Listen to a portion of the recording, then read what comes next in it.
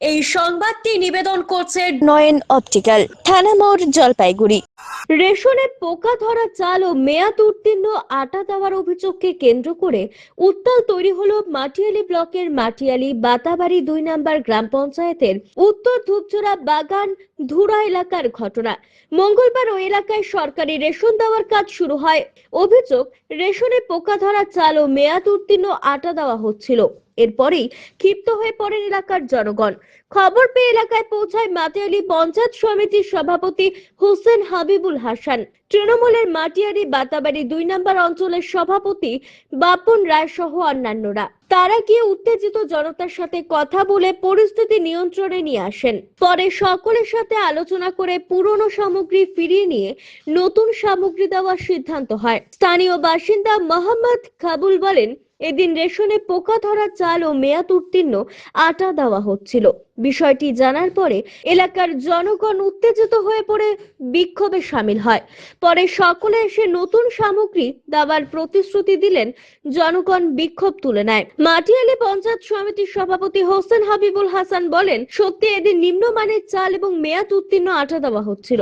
পুরো বিষয়টি খাদ্য সরবরাহ দপ্তরের আধিকারিককে জানানো হয়েছে। পরে খবর পেয়ে এলাকায় পৌঁছান মেটিলি থানার পুলিশ। তবে কেন রেশন ডিলার পোকা ধরা চাল ও মেয়াদ উত্তীর্ণ আটা দিচ্ছিল তা নিয়েই উঠেছে প্রশ্ন। তারপরে পাবলিক যতগুলো রেশন নিতে আসছে কেউ নিচ্ছে না পোকা চাল দেখে। আচ্ছা, আটা ডেট ফেল, তারপরে ঝামেলা। আর এখানে যে চাল ওরা রেশন দেয়, এখানে কর্মচারী থাকাকালে উপস্থিত একজন চাল বাইরের ছেলে আইসে তারা চাল কিনে, এই চাল কেনার পরে আবার ওই চাল ওইখানে ঢাইলে ওবার স্লিপগুলো পকেটে নিয়ে যায়।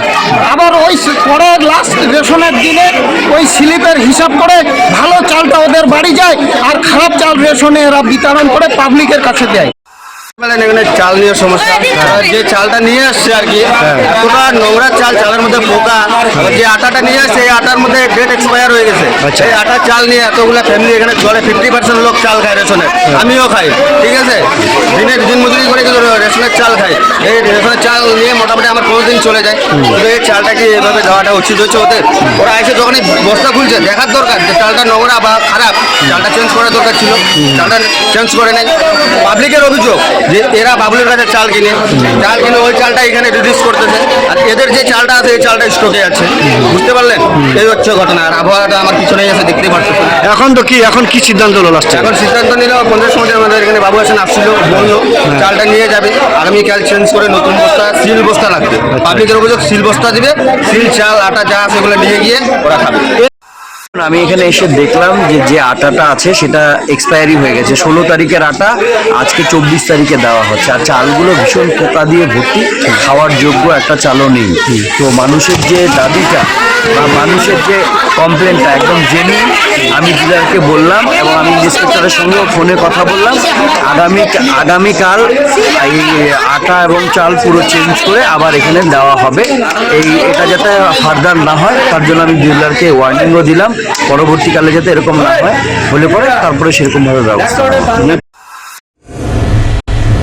চোখ মানব শরীরের এক অমূল্য সম্পদ। সঠিক সময় সকলেরই এই অমূল্য সম্পদের যত্ন নেওয়া উচিত। আর চোখের যত্ন সঠিকভাবে নিতে হলে আপনাকে আসতেই হবে শহর জলপাইগুড়ির অন্যতম বিশ্বস্ত প্রতিষ্ঠান থানা মোড়ের নয়ন অপটিক্যালে। এখানে আপনি পাবেন সকল সাধ্যের মধ্যে বিভিন্ন রকম ব্র্যান্ডের চশমার ফ্রেম ও লেন্স।